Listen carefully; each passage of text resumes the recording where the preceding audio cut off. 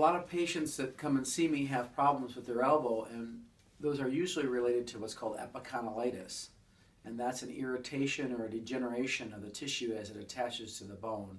And the common name that patients usually know with this is tennis elbow or golfer's elbow.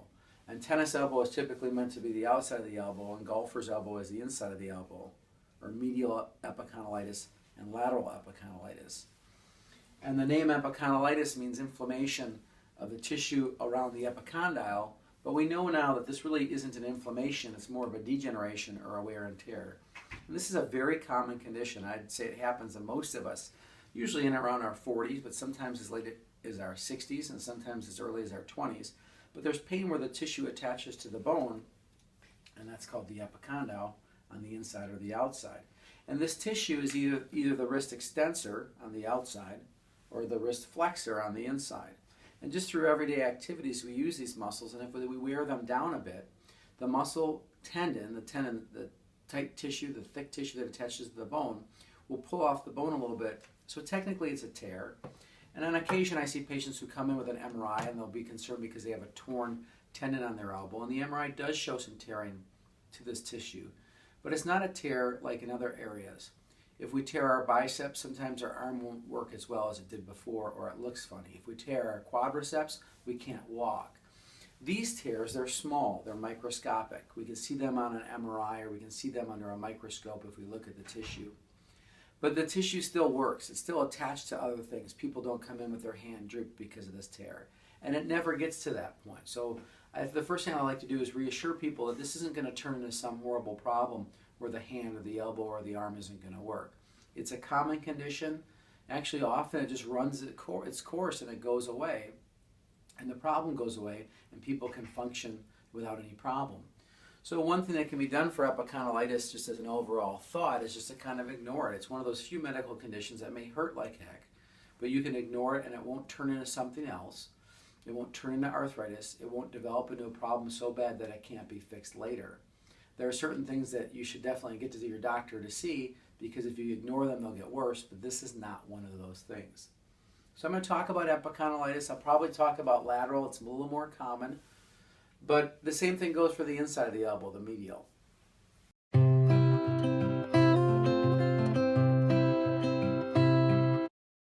So it's a wear and tear in this normal course as it comes on, usually without even an injury, sometimes with an injury, sometimes even a bump or a hit. But it comes on and it hangs on it and it really bothers people. It may hurt at night. It'll hurt usually with gripping, shaking hands, picking things up, especially palm down. An easy thing to do sometimes is to pick things up, palm up, until it feels better. So one treatment is just to go ahead and ignore it, to get through, gut through, and do what you can. Maybe take things like an anti-inflammatory like Aleve or ibuprofen or Motrin, and those things can help sometimes. And if they do, I encourage people to take them. I do think gentle stretching is a good idea, just for stretching the wrist down and stretching the wrist back. Doing that when the elbow is bent and straight, especially straight, is a good idea to stretch those muscles and keep them limber. A friction or a kind of a firm massage to the area can sometimes be helpful. And with any treatment, whether it be massaging or stretching or braces that I'll talk about, you shouldn't do anything if it's hurting. If it's making it feel worse, and back away from it. I mentioned already anti-inflammatory medicines like ibuprofen or Aleve, and those things can help. And there are some anti-inflammatory medicines that are now available that you can rub directly on the area. And they can be helpful. I've had some good success with those. Unfortunately, in the U.S., those are prescription only, so you may need to ask your doctor for them. Or if you travel out of the country, in Mexico or Europe, they're over the counter, so you can pick up some there. They're actually cheap over the counter. Unfortunately, here, since they're prescription and they're not generic, they are a little more expensive, but some people get good benefit from them. You can try topical things that are over the counter, like Tiger Balm or Bengay or Icy Hot, and that's fine if it works. I would encourage you to go ahead and try that as well. I talked a little bit about exercises at home. There's some specific exercises you can look on the internet for where you strengthen the muscles. If things are calming down or not too bad, those are good to try. You can see a therapist and have them work with you, which I often think isn't that necessary, but I'm never opposed to it. The bracing can be helpful, and there's two types of brace. The typical tennis elbow brace has a pad that's worn here. And what I recommend to patients is they find the point where it hurts the most. There's a bony bump on the wrist, kind of in line with your pointer finger. you draw a line between those two and then put that brace as high as it goes, that pad should sit over there for the outside. On the inside, it should sit right medial to the bone as high as it can go. These braces should be snug so that when you grip something, you feel it, but they should never be so snug that they hurt underneath. And if they do hurt underneath, you should not wear them. If you have pain at night, a wrist brace is often helpful. These are wrist muscles that are irritated, so wearing a wrist brace, like a carpal tunnel brace that you can pick up at the local drugstore while you sleep, is often helpful to help you get through the night a little bit better. The wrist brace is okay to wear if you want during the day, but you shouldn't wear it full time during the day. A lot of times patients will come in either already having had an injection or expecting an injection for tennis elbow or golfer's elbow. And while I used to do a lot of injections, I've done less and less over the years. Some pretty good research has shown us that the injections do decrease the amount of pain for about 6 weeks, but then later patients who get the injections may actually do worse than the people who don't get the injections.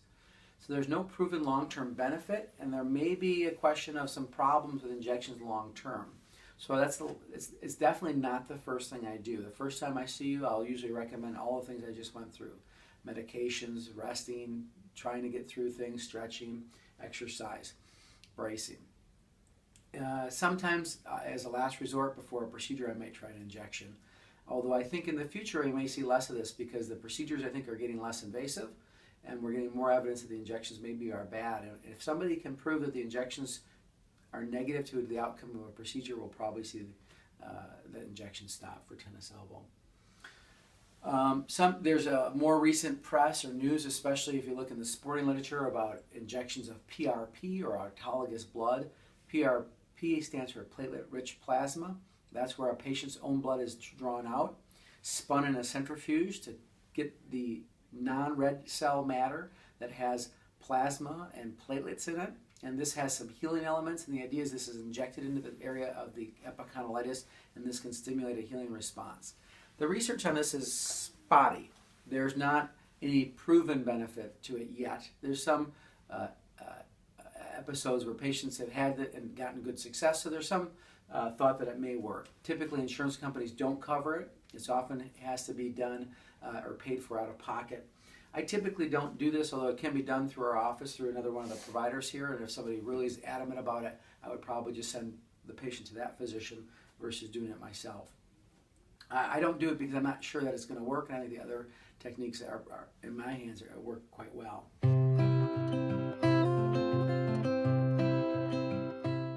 If problems really persist, and usually I recommend the patient wait 6 months or longer, but if problems persist beyond that time period, and despite all the things that we talked about, and a patient finds that it's really debilitating and they can't function with what they want to do, then we start to talk about doing a procedure. And all the procedures that are out there for tennis elbow usually revolve around the same thing. That's to clean out that damaged tendon and let it to heal. Sometimes surgeons will repair it. Usually it's just cleaning things out. And over the years I've gone to just arthroscopically going in the elbow and releasing that torn tendon on the outside. It can't be done on the inside very easily. And releasing the tendon and letting people heal from there. And that usually works pretty well. I quote people as saying it's 70 to 80% effective. Over the years, I think it's probably better than that. But I do see that when patients do improve from a tennis elbow surgery, about half of them seem to be normal. No pain, no problems at all. And another half are definitely improved. They're pleased they had the surgery. They can do what they want to do. But they do notice that they really push their elbow, they'll get a little bit of pain back. And it goes away pretty quick. So that sort of procedure has been quite successful in my hands, and I still do it on occasion when necessary, but it's not a common thing just because most patients do get better without any sort of intervention as far as a procedure. Another thing that's pretty exciting that's kind of on the horizon is a procedure where we can percutaneously or through a nick in the skin use an ultrasonically driven probe to clean out that tissue and actually remove the damaged tissue as well. This is done with another ultrasonic probe used to visualize or look at the damage, and then the one that does the work uses a different level of energy of ultrasound.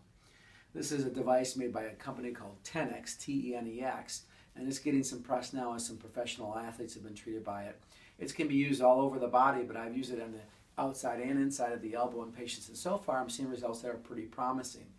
As of this recording, I've only done it about 10 or 12 times. It seems to have worked in each one that I know of, but it takes about 2 to 3 months usually to get a full recovery from that. And the results seem to be comparable to the arthroscopic procedure It's done under a local anesthetic, so that's better. The recovery, I think early on is a little bit easier, but there's still discomfort for a while. So it's not a magic bullet. It doesn't happen overnight. You still have to give it some time to heal. I think as time goes on, I'll see how this works and have a better idea of the outcome of it. As a disclosure, this is a company that I know the founder of quite well. He's one of my mentors at the Mayo Clinic. He's a leading expert in elbow surgery, and he has helped develop this. He's a very big believer in it. He's an investor in the company. I've become an investor in the company, so I do like to disclose that connection I have to make sure you understand that.